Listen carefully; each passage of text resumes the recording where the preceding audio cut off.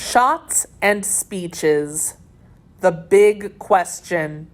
What big decision did the colonists make as a result of shots fired in Massachusetts and speeches delivered in Pennsylvania? What a difference a day makes. By the time the sun came up on April 20th, 1775, the British Army had retreated from Concord back to Boston. They had suffered more than 200 casualties and were now surrounded by militia. Things went from bad to worse when the militia set up cannons on two hills overlooking Boston Harbor. One of the hills was called Breed's Hill. The other was Bunker Hill. The British generals were worried. If the militia had cannons up on the hills, they might be able to fire on the British ships in the harbor below and sink some of them. The generals decided that they had to drive the militia off the hills. It would take time to put their plan into action, but 2 months later, on June 17, 1775, the British launched an attack. Hundreds of redcoats began marching up Breed's Hill. The militiamen at the top of the hill waited nervously. A commander named William Prescott knew his men did not have much ammunition. They would have to make every shot count. John Ward Dunsmore, Bunker Hill, fight at rail fence. The militia waited and waited and waited. Finally, they opened fire. Scores of British troops fell to the ground. Surprisingly, the redcoats were forced to retreat. The British attacked a second time, but again they were beaten back. They attacked a third time, and this time they were successful. The militia had run out of ammunition. Now it was their turn to retreat. Today, this battle is known as the Battle of Bunker Hill. However, that is an unusual name for a battle that was actually fought on Breed's Hill. It is possible that the confusion about the location of the battle was caused by a lack of familiarity with the area. The two hills are near each other. In fact, a British officer who mapped the battle site mixed them up on his map. It is also possible that Prescott had been ordered to fortify Bunker Hill, but fortified Breed's Hill instead when he realized that it was the more desirable spot. In one sense, the Battle of Bunker Hill was a victory for the British. They achieved their goal. They drove the militia off the hill. In another sense, it felt more like a defeat. Is it really a victory if 1,000 men are killed and wounded compared to 500 on the other side? The British knew that they could not afford to continue to lose so many soldiers, even if the eventual outcome was a victory. While the Battle of Bunker Hill was raging outside Boston, 56 representatives from all 13 colonies attended the Second Continental Congress in Philadelphia. Thomas Jefferson came north to represent Virginia. John Adams, Samuel Adams, and John Hancock made their way south from Massachusetts. Benjamin Franklin, a native Bostonian living in Philadelphia, did not have far to travel. The making of a government. As months of discussion and debate continued, some decisions were made.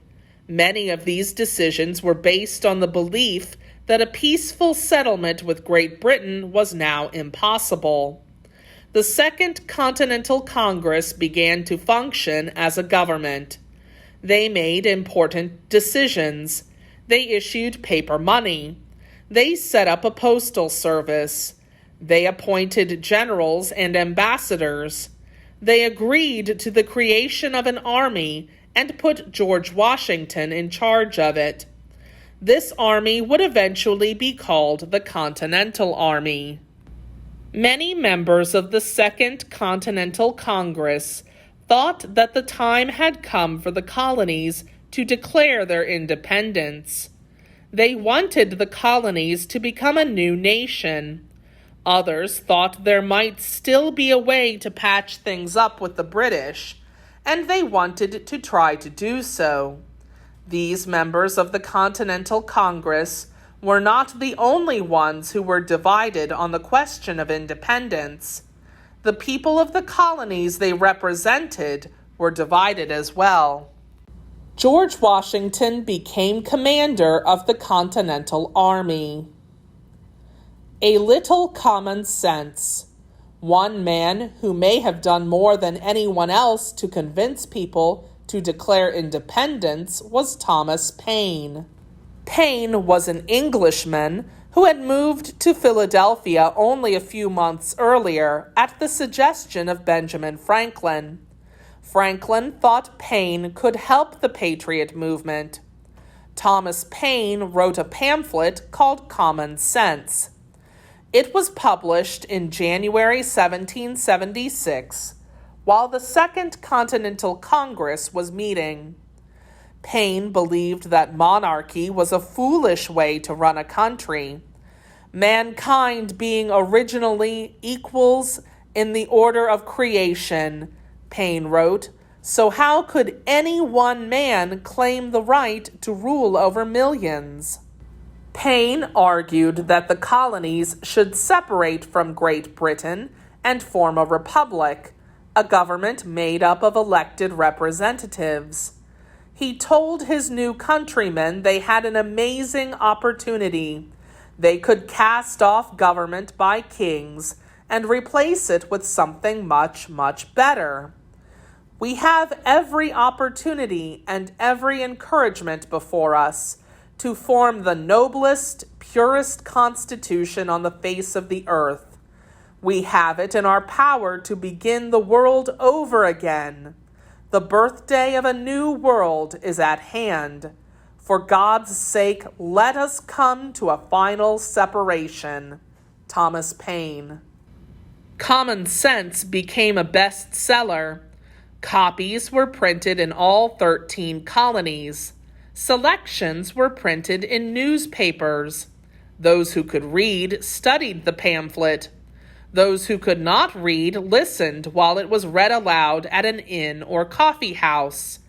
Common Sense convinced many colonists that it was, in fact, time to declare independence. A final separation. By June 1776, most members of the Second Continental Congress were ready to vote for what Paine referred to as a final separation. Thomas Jefferson, a delegate from Virginia, was asked to write an official declaration of independence.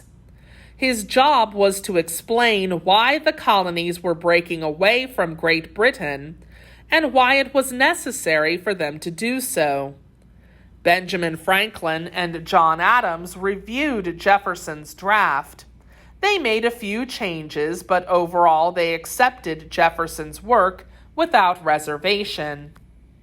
On July 2, 1776, the members of the Second Continental Congress voted for independence. On July 4, 1776, the members voted again, this time on whether to accept Jefferson's Declaration of Independence as the document that outlined the reasons for their desire to be independent. No one voted against it. One colony, New York, abstained. The Declaration of Independence was approved. Thomas Paine. Pages from Common Sense. In the first part of the Declaration of Independence, Jefferson wrote specific ideals that he and his fellow colonists wholeheartedly believed to be true. We hold these truths to be self-evident, that all men are created equal, that they are endowed by their Creator with certain unalienable rights, that among these are life, liberty, and the pursuit of happiness. Jefferson believed that the role of government is to protect these rights. However, if a government failed to protect these rights, if it actually took these rights away, then the people had the right to rebel and set up a new government. John Trumbull, Declaration of Independence, 1817 through 1819. Jefferson argued that this was what the British government had done. In the second half of the Declaration of Independence, Jefferson presented a long list of unacceptable actions the British government had taken.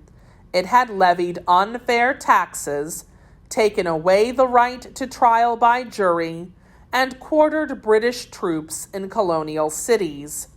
For all of these reasons and more, Jefferson wrote, the colonists had no other option but to declare independence from Great Britain. Happy birthday to us! Ever since 1776, the 4th of July has been a national holiday in the United States.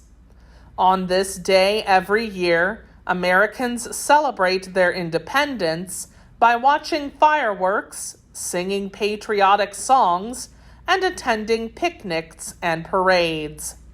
Although it took another month to get all the signatures on the Declaration of Independence, Americans still celebrate Independence Day on July 4th. Independence Day in Washington, D.C. No simple solution. The colonists did not initially have a national army ready to fight on their behalf. The Continental Army, as such, did not yet exist. In June 1775, the Continental Congress appointed Virginian George Washington to create such an army. Until then, the army had consisted of a loosely organized collection of militia units from New England. The implications of what had happened at Lexington and Concord were far from clear in the days following the battles. While there had been plenty of outrage, it had taken over a year for independence to be declared. In fact, after the battles in Lexington and Concord, some patriots had created a flag called the Continental Colors. This flag featured the red and white stripes from the Sons of Liberty flag, with an image of the British Union Jack superimposed on it, indicating some degree of continued loyalty to the British government. The Continental Colors.